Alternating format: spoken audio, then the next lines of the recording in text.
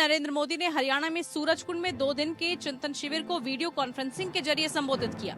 PM Modi ने सभी राज्यों से एक दूसरे से सीखने और मिलजुल कर काम करने की बात कही। साथ ही पीएम मोदी ने ये भी कहा कि सभी राज्यों को पुलिस के लिए एक देश एक वर्दी के अमल पर भी विचार करना चाहिए।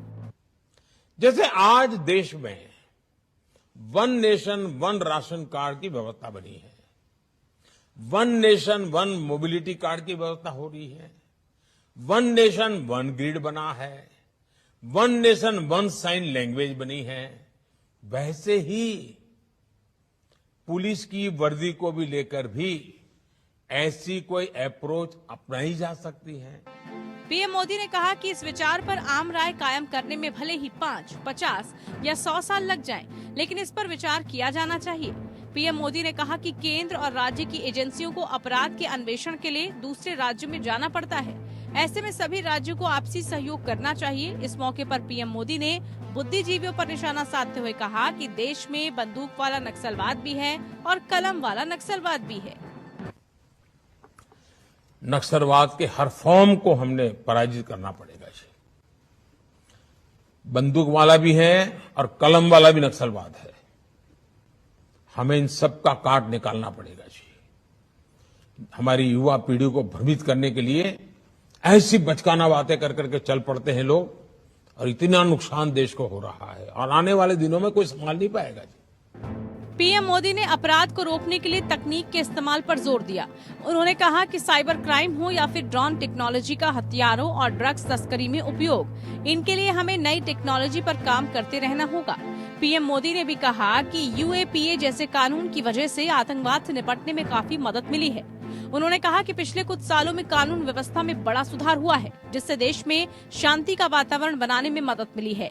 पीएम मोदी ने आंतरिक सुरक्षा के लिए फेक न्यूज को बड़ा खतरा बताते हुए कहा कि एक छोटी सी फेक न्यूज पूरे देश में बड़ा बवाल खड़ा कर देती है। साथियों, सोशल मीडिया की शक्ति को हमें काम करके क्या हो रहा है इतने मात्र से उसको आंकना नहीं चाहिए। एक छोटी सी फेक न्यूज पूरे देश में बड़ा बवाल खड़ा। प्रधानमंत्री नरेंद्र मोदी ने इस चिंतन शिविर को सहकारी संघवाद की मिसाल बताया। उन्होंने कहा कि आजादी का अमृत काल हमारे सामने है। आने वाले 25 वर्ष देश की अमृत पीढ़ी निर्माण के हैं। इस पीढ़ी को तैयार करने के लिए पंच प्रण के संकल्प धारण करने होंगे। प्रधानमंत्री ने पंच प्रणों को विस्तार से समझाया। ये अमृत पीढ़ी पंच प्राणों के संकल्पों को धारण करके निर्मित होगी।